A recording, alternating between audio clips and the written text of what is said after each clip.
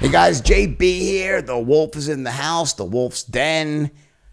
Time for another awesome podcast episode. I have a very different type of guest on today. Someone you're going to love, you're going to respect. His name is Dr. Brian Lima. He's a heart surgeon that does heart transplants, but he's also a businessman that teaches people about success, not just in the medical field, but he has a whole philosophy on how he's taken the teachings and learnings from his life. And he actually started, believe it or not, brought heart transplants to New York, to Long Island, and was the first doctor doing them there. So he's a really, really famous person, and he's got some incredibly insightful things he says about life, about business, about health, about longevity. So we go through all these different topics. And let's get to that right now. But first, before we do it, let's have a quick word from our sponsors to pay the bills. And we'll be right back with Dr. Brian Lima. All right, listen, you deserve to feel happier, to sleep better, and to experience the medically validated results of Headspace. Headspace is meditation made simple. And for Wolf's Den listeners, you can get a free 1-month trial if you sign up today, right now. Go to headspace.com/wolfden. That's headspace.com/wolfden. All right, so we got Brian Lima here. Brian, how are you today? Great. How are you? So now you're a heart surgeon, right? That's right. It's pretty intense, by the way. My mother always wanted me to be a doctor. I spent one day in dental school and dropped out. I was going to go to medical school, but I just couldn't do the time. So my first cousin is a very famous heart surgeon. Oh, okay. In New York. Is that right? Yeah, I bet you know him. Girardi? No. Leonard Girardi? Dr. Stephen Markowitz. Okay. Yeah. He works at either Columbia Presbyterian or Sloan Kettering, one or the other, right? Okay. I think that's right. He specializes in, I think, electro something, or the shocks the heart or something like that. Electrophysiology. That's right. Yeah. So tell me, how did you get into heart surgery? It's like it's like not something you hear every single day. It's a pretty intense thing here, right? It is. I liken it to, what makes somebody see someone jumping out of a plane and saying, yeah, I want to do that, or I want to be a Navy SEAL. When I saw the first procedure when I was in medical school, I fell in love with it. And I just felt it was like the ultimate kind of surgery, the intensity, the skill level. It's the longest period of training for any field of medicine. So I trained for 10 years after medical school. And I just always really felt like that was the ultimate high risk, high reward. Just you're really saving lives, not just, giving out medication. You're actually doing surgery that is transforming and saving lives. So to me, it was the ultimate goal, and I fell in love with it. Why is it that the heart is always, in the past, many centuries ago, was considered to be like the seat of your soul or how you feel? Like, what is that? Is there something about the heart, or is it just completely a misconception? It's all in your brain or your enteric gut, maybe, but like what people would think it's the heart, where you really, it's making them heartbroken, or, I'm heartfelt. What do you think that's about? Well, there is some truth to it, because, there is such a thing as, broken heart syndrome. You hear someone gets so emotional, so distraught after a family member passes that they die of a broken heart. And that you do see from time to time. People get so emotional or so stressed that they can actually have that translate into some heart problem. I think, whenever you get those butterflies or that adrenaline, your fear, it's what you feel, that sensation in your chest as your heart racing. I think that may also have played a factor over the years, right, back in the day. But there is definitely links between stress, your emotional state, and your heart health. So. Right, but I guess that could be chalked up to, this is better than me even, could be chalked up to, your brain releasing neurotransmitters that then circulate through your body, then cause stress in your heart by increasing the heart rate. But I guess the point is, like, a bad analogy would be, I think this is, what is it? Maybe it's Aboriginals in Australia. I think if you take their picture, you'll capture part of their soul or something. And like along those lines, though, is there anything that you like when you take someone, like imagine if you give a heart transplant, that you're taking in some of the other person's emotions, or is that just complete nonsense? Yeah, so I ask, patients will be like, so if I get this other person's heart, am I going to start acting like them, behaving like, and the answer is no. There's never really been anything to suggest that happens. But it really just goes back to just sort of that metaphysical aspect of the heart that people have always thought of the heart in that light, and it's just kind of ingrained in our brains subconsciously. We kind of feel like the heart is a seat of our soul, but objectively, I can attest to the fact that my patients that get heart transplants don't. They're the same assholes or great people they were before, right? Someone who's awesome doesn't become an asshole. Someone's an asshole doesn't become, oh my God, you were such an asshole. Now you're such a nice guy. Whatever, right? I don't make any promises about changing their personality. I just say, hey, you have a good heart and live to live a long life, but I can't make any other promises above and beyond that. Was it something that you had to get used to? Like the idea that, you're standing over a person, their chest is open, they're relying on a machine to breathe and have their blood circulate. Their life is in your hands. I understand there's obviously the technical component to being a surgeon. That's like you're a car mechanic. You're hooking up this to that to this. This is how this works. But it's a machine. Now you're a person standing over another person with their life in your hands. How did you learn to deal with that aspect of it? Honestly, it's time and repetition. You get, much like you said, the mechanic that is just so accustomed and comfortable around this part connects to this part, and this is what makes this work. You do so many repetitions, thousands of times, that you don't even think of it in that way. You just kind of think of it very systematically. Like, okay, this is what you do. This is step 1, step 2, and it's subconscious. But of course, at first, it is the most intimidating thing you can possibly imagine, because the skill level, takes time to develop to get to the point where, the heart's a moving target. You're not, putting stitches on something that's stationary.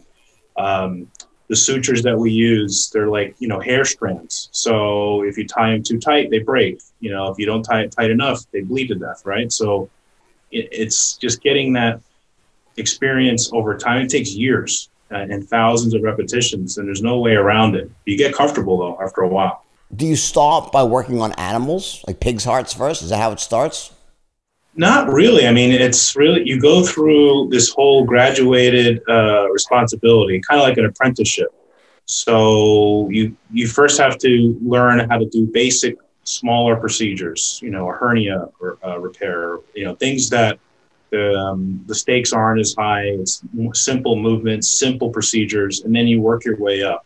And then when you get to training in heart surgery, the first step may be, okay, you got to master how you're going to open the chest perfectly. How are you going to open the breastbone right down the middle, not deviating, you get that down. Okay, I got that. Then you go to the next thing. Okay, how am I going to connect someone to the heart-lung machine? Putting the stitches in perfectly, and you get that down. And then you sort of so on and so forth. You kind of move your way up through the ladder of procedure complexity and stuff like that. So let's say I find out I need a heart transplant, right? And I'm going to seek out a doctor for that. Do I try to find a doctor who's Rembrandt or Einstein? Do you need to be smart to be a heart surgeon, or just great with your hands and like an artist? Like, in other words, there's two sides to it, right? When you're becoming a doctor, you go through this weeding out process of education. You have to score in the very, very high end of your classes, and, even to get into medical school and so forth, and to get the best residency. So there's obviously this part, intellectually, you have to be at the very, very top of the heap. But when you get to the top of that heap, my guess is that there are all smart people there, and it starts to come down to who's just like an artist at this stuff, who has got a feel for it. So is that true? I think it's somewhat true, but also you'll find that it's judgment. It's knowing, for example, I'll get a call about a donor heart, right, for one of my patients that's waiting. The donor heart may not be perfect, so I have to kind of make the judgment call, weigh the risks, benefits, and say, this heart, no heart's perfect, number one, but this heart is perfect enough, quote unquote, for my patient that needs one. So it's a lot of judgment calls, because you like, to your point, when you get to the level where you can do it technically, it's not that you can't do it, it's should you be doing it in that person? Is this the right time? deciphering, kind of knowing if someone's tissues are really, not everyone's the same on the inside. Some people's tissues are really, really friable. And, the stitch that you threw yesterday that was no problem today is tearing through tissue because it's so fragile. So it's that judgment of knowing what you're dealing with, when to make the call, when not to, that really, I think, separates, the really, really good from just the best. Starting from the best donor on down. So obviously the best donor is an identical twin, right? That's the only one that's almost basically the perfect donor. Even that's not the perfect donor. So yeah, that's a perfect donor because then you won't even have to worry about rejection. Theoretically, it's the same immune system. So and that's actually the first kidney transplant was done, I think, in the 1961, if I'm not mistaken, with identical twins. And is it usually a sibling is best, or could be someone that's not a sibling, just happens to match histologically? It could be a sibling. It just sort of depends, luck of the draw. But for heart, unlike kidney, where you can, someone can donate their kidney, for heart, you're out of luck there, unfortunately. So, and the thing with the heart too, once you get the match, blood type and all that stuff, then it's okay. If you put a heart from a 5'2" female into a 6'5" male, that heart may not be big enough or strong enough to support that bigger person. It's almost like putting the engine from a lawnmower into a Ferrari. You know what I mean? Like you got to have to also make those judgment calls too, because the heart is a muscle. It's a pump, and can that heart deliver enough flow to the new body you're putting it into?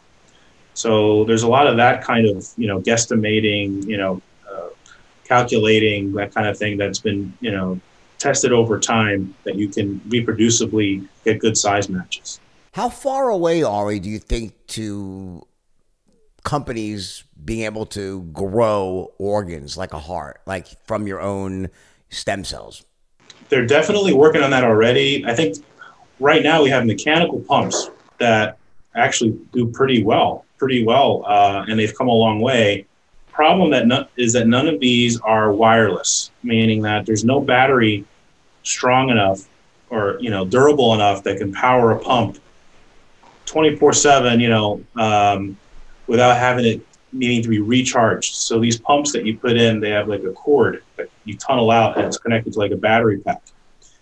So they're working on trying to get batteries that can potentially do that. So you wouldn't have to have this cable sticking out. Why wouldn't you be able to do like wireless charging, like the way they do with phones, where you actually just lie down on your bed and there's a pad that induces from the pad onto the battery? Oh, believe me, there's like a race against time. The two big corporations are working to try to figure out who can crack that code and figure out how to make that work. When they do, that's going to be revolutionary. What you're saying is that right now the technology exists to make basically a perfect artificial heart, but it's the power supply that is holding people back? Yeah, because the pumps work great. They really, really do. It's just... One would think it wouldn't be that difficult to do, right? And one would think that that's an issue of mechanics, and at this point they'd have that pretty much worked out, right? Yeah, it works great. The problem is now you got this cord, so... You can't submerge in water. You can't go into a swimming pool. You can't into a tub. It's this whole ordeal to take a shower. So on the one hand, yes, it's life-saving. But then if you're someone that really, if happiness means getting into a pool and doing all other sorts of stuff, you can't. So that's the one drawback right now with that technology. But there does exist right now technology that actually works, and in other words, it doesn't cause other problems. It's sustainable within the body. It's sustainable. There are people who've been out up to 20 years with some of these pumps. So they work really, really well, and they keep, they come out with newer additions every few years that are better and better, smaller, sleeker. The next big leap is going to be making them wireless. And what about the ability to, tap into the body's own ability to use glucose to make energy and somehow cross over the threshold of using ATP to power a mechanical device? Anyone working on that? I don't think so. I think what you mentioned before, how to get wireless charging, That's the next big step. Yeah, because, you can imagine, if you put your phone down on a wireless charger, there's that heat transfer. So can you imagine if you have a pump and you got something, that heat across your rib cage? I guess you could sit down on a butt plug or something and just get Like that every night and just get charged up like that wouldn't be the end of the world, right? I do it. If that charged my heart, I would sit in the butt plug for 2 hours a night and just like I'd make the best of it and learn to enjoy it probably, you know? Yeah, whatever works, man. I didn't hear that one before from as a doctor, right? Let me switch topics for a second here. Let's talk about things that legitimately people can do to have an impact on their heart right now. Like, one thing I'm probably the worst at is like following preventative medical tips. Like, except now I think I broke the record, by the way, for having the highest triglycerides in the history of man. Oh, wow. Yeah, I think I broke the record for triglycerides, that they did not believe it was possible, and I had no symptoms from it at all. I was walking around. You ready for how high they were? 5,000. Wow. That's off the charts. I've never even heard it. Yeah, it was 5,000. They made me retest it like 3 times. It was 5,000. Wow. And they're like, "Are you in pain?" I'm like, "No, I feel great. I'm playing 2 hours of tennis every day." Anyway, and it was literally off the charts. Like I tested once at 3,800, then it went to 5,000. It was just crazy. And then I went to an endocrinologist, and he put me on 2 medicines, like really benign shit, and it dropped to 100, like almost overnight. He put me on a combination of levothyroxine and Vascepa, prescription fish oil. Okay. And it just completely collapsed my triglycerides back down to like normal levels.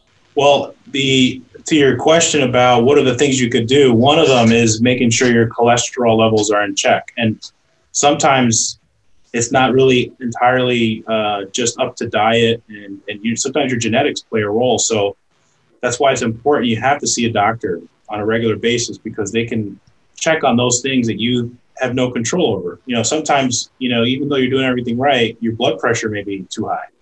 So you got to get your blood pressure under control. Your blood sugars may be too high. You got to get that under control. Your cholesterol. So those are 3 things that you got to have sort of a doctor be checking on that on a regular basis to make sure that that's all where it needs to be. What's the worst thing of all for your heart? What's the worst thing of all, like that you could do to your heart? I mean, I think smoking is terrible. Smoking is absolutely, the toxins in cigarettes are for your blood vessels everywhere in your body. Pretty terrible. There's some people in the audience that they're looking away right now. They're like, "Oh, fuck." sorry. Don't shoot the messenger. It is what it is. So smoking's bad. But then, a lot of people have the combo, right? Smoking, their diet's not good, so high in cholesterol, their blood sugars are out of whack, high blood pressure, obese, not active. You start stacking all those things, and then as you get older, then you got the perfect storm of things that can really raise your risk. Is it inevitable that we die? Yeah. Obviously, there's people working on that too. There's people working on aging. Why do we age? What causes aging? How come some? That's some really, really smart people, much smarter than me, working on that in a lab somewhere. But yeah, I mean, it's an unfortunate fact that we, in the medical field, we try to ignore that sometimes, not intentionally, but we get so, I'm guilty of this. You get locked in, say, no, I can't let this. I'm going to save this person. But, not on my watch, right? You get into this thing where you almost get so caught up in that people have to say, look, I mean, I think there's nothing more that can be done here, right? And that's a tough one, because, it's hard to throw in the towel. It really is. It really is. I guess in the sense that there's living in this quality of life. Like I watched my own dad, who I loved so much, and I watched him like the last 6 months. It was just absolutely just terrible. Like, to the point we were actually going to go buy heroin. We were trying to go to a park. We wanted to dose him, seriously. But like, this is not okay. Like, to watch someone suffer so badly for like the last 2 weeks when which is okay, this is not living, so this was just suffering immensely, right? What do you think of that? What do you think of that whole debate in terms of like, what do you do at the end? You must see this yourself where people are just like, they've deteriorated to the point where they're in constant pain. And they, even the morphine is breaking through. And, what do you do with them? What's the right thing to do? Unfortunately, I deal with this all the time because I deal with the sickest of the sick heart patients. And so they're coming to us to be looked at to see, okay, heart transplant, a heart pump, or nothing. All right. And so it's making that decision of what's best for this person. Are they too far gone? Are they really going to do well with a big surgery? And one of the things that we do to help make those decisions is there's a specialty now in medicine called palliative care. And these are docs that really specialize in trying to help folks with those end of life types of decisions. Like, okay, what do you want out of life? What do you think of as quality life? And if we can't achieve that, then we can help you or help this process unfold such that you don't feel pain, that we're not doing something just for, the sake of being able to do it. So we really rely heavily on these folks and collaborate with them to help us when we're evaluating these patients to make sure we're not doing something that's way out of line with what they want with their life from a quality standpoint.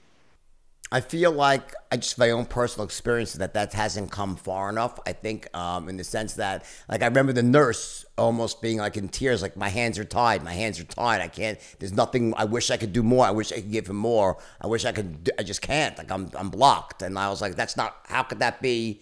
Like, it's maddening when you're on the other side of it. You're watching someone that you love die a most gruesome, painful death, right? So, But barring that one thing, I guess my point is like, aging is a cascade of different diseases, right? It's not just any one thing, right? But I guess one of the central things around that obviously is your heart, right? So theoretically, it's like your heart, right? Your ability to breathe, your lungs, your ability to think, your brain, right? So like, how much of it is of death is related directly to the heart? Like, what percentage of these people are dying of, like, where everything else they could have lived another 30 or 40 years if it weren't for their heart? Or is it just too many things collapsing at once at the end, typically? Well, I'm really glad you asked that, because this is one area that I see a lot of that drives me crazy. And that is that, for example, if you hear somebody say, I was told I have cancer, everyone's, oh boy, that's serious. What do they want to do? Chemo, surgery? Okay, fine. We'll do, that's scary. Cancer's scary. You hear heart failure and people don't think of it the same way. They think of, okay, well, my doc says I have heart failure. I'm going to go see him next week, change some meds around, whatever.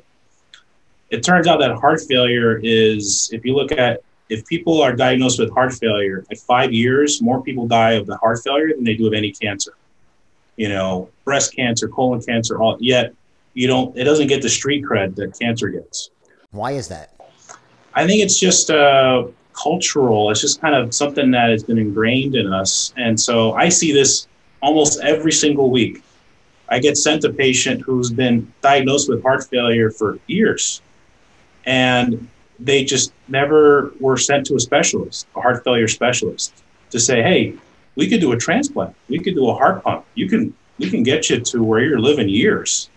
But what happens is they get sent to us too late, and more often than not. And that's when you're like, well, had I seen you a year ago, this would have been a layup. But now you're coming to me with kidney failure. Right, because it starts to cause other issues from the heart failure, right? At least other systems fails. Yeah, the wheels fall off. So I actually do a lot to try to promote awareness of that if you get told you have heart failure, you really need to see a specialist. Just like if you get told you have cancer, there's no hesitation, you get sent to an oncologist. It's like, no questions asked. I think the same thing should apply for heart failure. What would you recommend? Like, now, given the technology of the moment, would you say it's better to do a pump or a transplant? Right now, I would say that a heart transplant is still superior, but that margin is closing, meaning you can get the same amount of survival on the 1 year, the first year, close to what you get with a heart transplant that you can get with a heart pump. But what still holds a lot of people back, and patients and things like that, is the having that cord, not being able to really fully do whatever you want, kind of thing, like you can when you have a heart transplant. So I think the heart transplant wins by a narrow margin right now, but I think that will change. How many years? 5 years from now? I think within 5 to 10, because we still have an organ shortage. We still don't have enough donor hearts for all the people that need one. So that's still going to be a problem. And as the technology catches up, and if all of a sudden next week there's wireless artificial heart pumps, it'd be like pacemakers almost. People, I mean, it would really just, change the game completely. The field would change overnight, I think. All right, so if people keep telling you to try meditation and you're like, what? When I have time to do that? Well, guess what? You need to check out Headspace. Headspace is your daily dose of mindfulness in the form of guided meditations in an easy-to-use app. Listen, I myself try this. I'm using Headspace every morning. I start off with a clear head so I can stay focused, motivated all day long. Takes only 10 minutes. Check the numbers. 4 weeks of Headspace can increase focus by 14% and lower stress, which, by the way, for me is crucial, 32% reduction. The bottom line is you deserve to feel happier, and Headspace is meditation made simple. Go to headspace.com/Wolfsten. Again, that's headspace.com/Wolfsten for a free 1-month trial with access to Headspace's full library of meditations for every situation. This is the best deal offered right now, so head to headspace.com/Wolfsten today. All right, want to grow your business, diversify your content? You're not going to find a better tool out there than Melon for your live streaming needs. Blazing fast response time, low CPU usage, all available right in your browser. Go to melonapp.com/wolf and start streaming today. Got some super exciting news about the Wolf Network, which has moved to our new site. Go to www.wolf.online. That's the new site, www.wolf.online. If you're not a member yet, well, don't wait. Sign up right now and live the life you deserve. That's what you're going to get from this. www.wolf.online. You wrote a book that was, a bestseller. So let's talk about the book, what it was about. First of all, what's the title of the book that you wrote? The book is called Heart to Beat. Heart to Beat. Yeah. Heart to Beat, right? And what was the premise of the book? Why'd you write it, and what was it about? The premise of the book was to try to help other people see that they're only scratching the surface of their full potential. That we're all told we have these limits, you can't do this, you can't do that. Unless you're born with natural talent, you really, you're just kind of stuck. And my story is a testament to the fact that you don't have to be the smartest person in the room, the most talented. If you work harder than everybody and stay at it, you can pretty much, sky's the limit. And that's what this book is about, told through my life story. So let's go back to your story. So you're originally from Long Island? New Jersey, right outside of Manhattan. Yep.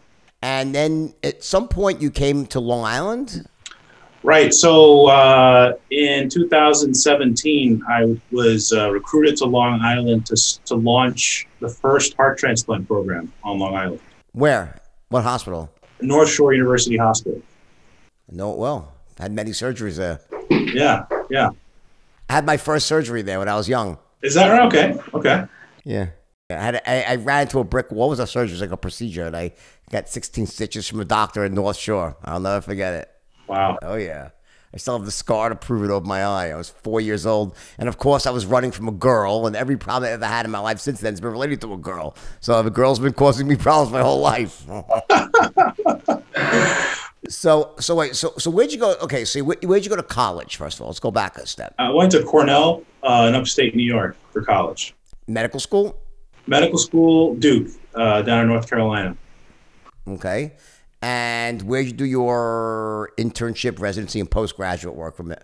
I did my surgical training at Duke and then my heart surgery training at Cleveland Clinic. All great first-class institutions, right? Yeah, they're up there. Really tough to get into, and all along I was just trying to get the best experience I could. Learn from the best, which is also the key. No need to reinvent the wheel. Learn from the best at it. And that should put you in place to perform at a high level also. Were you always a good student in public school, like right from the start? Like if I go back to your permanent record card and said you were good in third grade, are you always a good student? No, I was terrible. I actually, You know, I was always told I had ants in my pants, never paid attention. I got yelled at all the time. And I kind of really wasn't serious about school until 8th grade graduation. My buddy, closest friend, won all the awards at the award ceremony. So I had to sit there and watch my buddy, you know, win all these awards. And it kind of hit me at that point. I felt so ashamed, you know, that I hadn't really tried. I kind of been screwing around, so to speak. And so it was at that moment really that I was like, you know what, I'm not gonna let that happen again. So when we got to high school, that's when I went into full on just worked as hard as I possibly could. And that was the game changer for me, when things really turned around.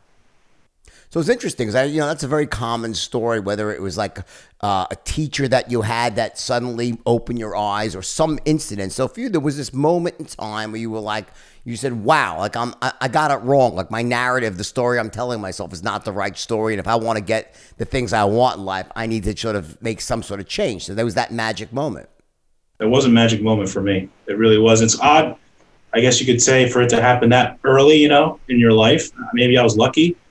But it really was one of those defining moments where I'll never forget it. How, like, you know, like sleeping in my chair, you know, your parents are there. And I just felt like such a, I don't know, it was such a horrible feeling because it hit me right then. Like, oh, okay, this is what happens when you don't, you know, work hard or do your best. No, I think it's more common. I think my daughter was like that. She was always very bright, but didn't do well in school because she thought that, oh, I want the boys to like me and like that. And then one day in 8th grade, just like 9th grade, she had something happen where like all the girls were very cliquey and she just realized it wasn't cool to be stupid anymore. Like in her own mind, like something clicked and she's like, wait a second, like I want to I'm smart. And she was brilliant and she started getting straight A's, like just literally, right, and just kept excelling thereafter all the way to, college, things, NYU grad school. So it's interesting how people make shifts, and all people, I think, also make shifts as adults too. It's like there's moments in your life where it's like, I always say that, change happens like that. And in an instant, the problem is it takes a long time to get so fed up and so miserable with what's going on to have the impetus to change, right? That's true. So is that what your book is about? So your book tells your story about how you start off as not, kind of a subpar student, and then you had this moment, right? And you started, studying hard, and then so everything from there, you got great grades in high school. Yeah, so I was a valedictorian, and then the other part of this story is that my parents were Cuban immigrants. So, we low income housing, didn't speak English. So I had statistically speaking, my shot was, on paper, zero, right? To really, do big things or great things. So I had to overcome a lot of that. And the only way I was going to go to a college like Cornell was to get a full ride, essentially, almost. That was the only way because my family couldn't afford it. And everyone thought I was nuts in my family for going to, leaving home, because they didn't know what Cornell was. They had no idea what Ivy League was. I mean, to them, it was, you're leaving home. Why are you leaving home? You're just going to go to college down the street, So a lot of cultural things I had to overcome. And then learning, you have to, a huge theme of the book is you have to keep upping your game. It's like what I kept seeing over and over again, at Cornell, I got to see a bunch of kids who went to elite private schools, academies, and they settled. They're like, okay, made it to Cornell, we're good. Let their foot off the gas, and then I would outperform them. And then same thing, it just kept this sort of upping my game continually. Like you can never, the theme is you really never arrive. There is no destination. Did you ever feel like that you had to sacrifice other things to get that level of success? Now, was it about trading off, okay, I really can't enjoy my personal life now, or, going out with my friends and partying, I want to focus on my future? Or were you able to actually create boxes for each thing and still enjoy yourself and have a great time? No, I had to sacrifice a lot. And I think I talk about that too. I think being well-rounded is a myth, I believe, in my opinion. I don't think you can be well-rounded. You can't be great at all things at the same time, I don't think. I saw there's some rare people that can pull it off, and I'm jealous. But for me, in order to achieve academically at the level I needed to, I had to study twice as hard as the next guy, you know? So I had to give up all that stuff.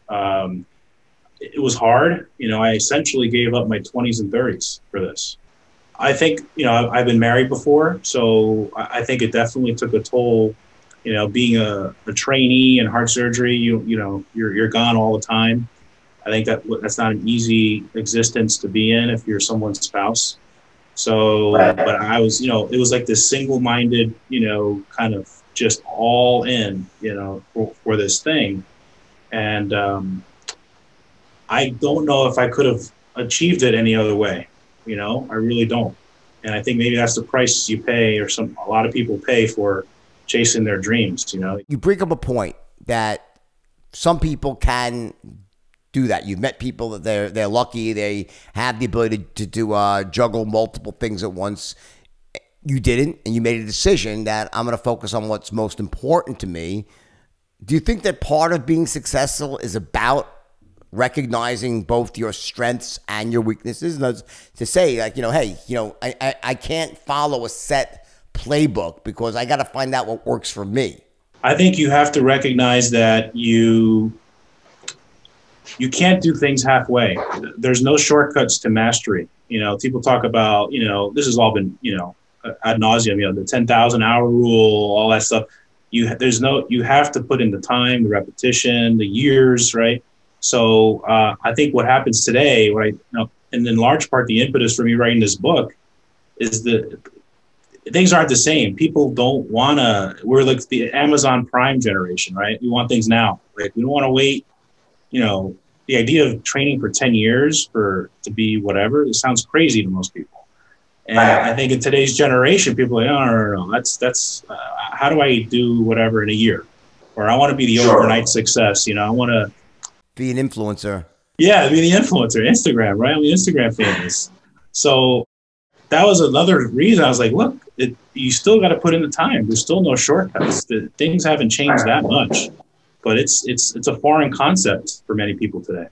I'm a believer that there are shortcuts in life, but the shortcuts are not about not putting in the work and the effort. There's long ways to achieve success and there's short ways, but both ways require massive hard work.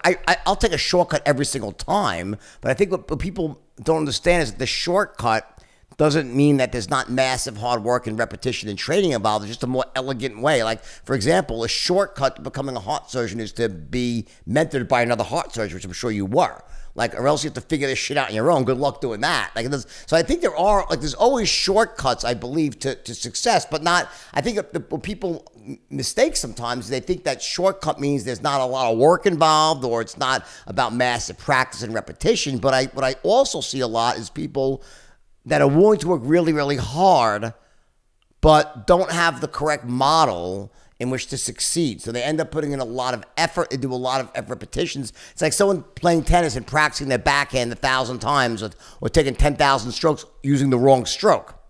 So they eventually are going to cap out and not going to get very far. They get to a certain, they give you the best of the bad form they have, but the idea would be to, you know, combine that with the best strategies out there. So I think that, you know, is kind of what your career represents, that you worked really hard, but you also were working on stuff that was the right stuff. You weren't just out there randomly doing trial and error work, right? 100% true. 100% true. And I think the other people don't like the idea of failing, meaning nobody likes failure. No one's ever said, oh, failure is great, but failure is inevitable along the way. You know what I mean? Disappointment, failure, setbacks. And I think fear of failure holds a lot of people back. People don't want to stick their neck out because, especially today, you mess up, right? Everyone's going to know about it. Social media, you know, you fail. But so that's another big thing. You got to get over that fear of failure. Sure. I think it's true. I think a lot of people are they don't want to fail. They have somewhat of a fear. I think also equal, maybe even exceeding that, is the fact that many people don't really believe they have what it takes to succeed.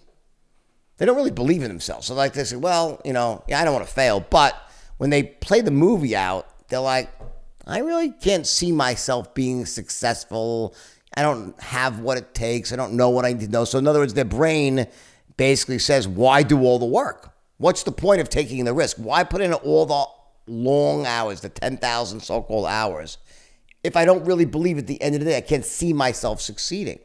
So I think a lot of it has to do with it's sort of, there's always a yin and the yang, and I think one side of the yin is, yeah, no one wants to fail, but I think there's a lot of lack of self-belief out there in the world, and people don't end up, because like, listen, if you told me, hey, if you work really, really hard for like the next 10 years, like work your ass off, right? And you're going to be one of the most well-respected heart surgeons in the world. You're going to make a ton of money. You're going to save people's lives. Everyone will love you.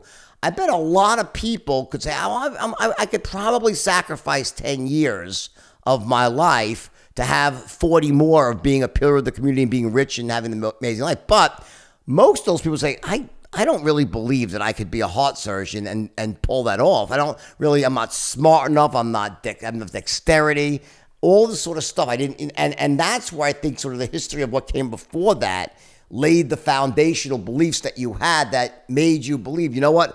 I've proven to myself from grades 9 through 12 that if I work my ass off, I get the things that I want. I will get the reward. So you have a core set of beliefs that allow you then to now set that next bigger goal, that next step in the sort of, so, you know, to where you're ultimately going. See what I'm saying? I refer to that as artificial intelligence. Artificial, I like that. What you don't have in natural talent, you got to make up for it another way. And the way I always thought of it is, what's so special about the people that did it before you? You know, I mean, it's like they all had to take each step, each, you know, progression, and you just got to go through the process. And I tell medical students that if you can tie your shoelaces, you theoretically can become a heart surgeon. If there's not some magical kit or, you know, gene that you have to have in order to do it, it's going through the process and learning and repetition. You mentioned that you were married and then I guess you got divorced. Yeah. Yep. Join the fucking club. All right. But anyway, what was it? What was it about, like, you know, your career that sort of you think that made you, or you know, precipitated you not being maybe available or a great partner, or was it something else? Was she just crazy? You know, I got completely wrapped up in it, and I didn't know who I was outside of that. Meaning, I didn't know who I was as a person. My whole identity was wrapped up in being the heart surgeon and training to do that. And so I think as it got more intense, the training got more intense, the time, you know, required of me got more, you know, demanding. I was even when I was home, I wasn't really there. You know what I mean? I just wasn't there. And so it's kind of like when I wasn't doing heart surgery, I was thinking about doing heart surgery, you know? And so I think that can wear on people. You know, everybody's got needs. Everyone, you know, wants to have quality time, this, that, and the other. And I just wasn't that there to be able to do that consistently. You know what I mean? And so yeah, I think that it's hard. You know, I may have divorced me if it were me. You know, it's just tough. I mean, it's a tough thing to sign on to. It is. How important do you think it is to have, you know, great bedside manner as a doctor, like a heart surgeon? It is huge. You know, knock on wood, I've been doing this for now almost 10 years. I've never gotten sued. And part of it is, and doing the most high risk stuff, I think having a good bedside manner, meaning I connect with the patient, I connect with the family, you bring them in close. And so if you don't have that connection, if you can't establish that bond, then even if things go okay, you know, it's still, but if things don't go okay, then they're that much more sort of inclined to probably, you know, be bitter and angry and do things that they may have not otherwise. I think it's huge. You have to have good bedside manner. You really do.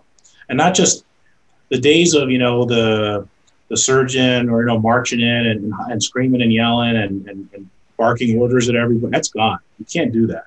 You know, now you can't be like that to other team members, the nursing staff, other, you know, providers. You can't do that.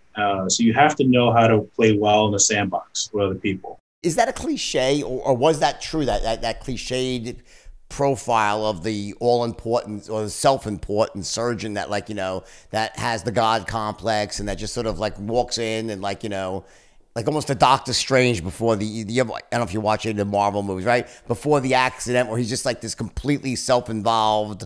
Is that a cliche and not really reality? Or are the doctors like that? That was reality. I mean, when I trained, I saw that a lot. That was surgical training, especially back in the day, was like military. It's like, it was very, very intense, you know, top down. Break you down and build you up. You're nothing. You're a flea. Absolutely. It was really, really intense, super intense. But it's not like that anymore. It just, that kind of stuff won't fly anymore. What's the greatest, most gratifying moment you've had to date as a surgeon? I think for me, you know, 90% of all the heart transplant programs in the country have been around 20 plus years. So when I was, when I had the opportunity to start one from scratch on Long Island, right? Long Island had never had, you know, Long Island is huge population.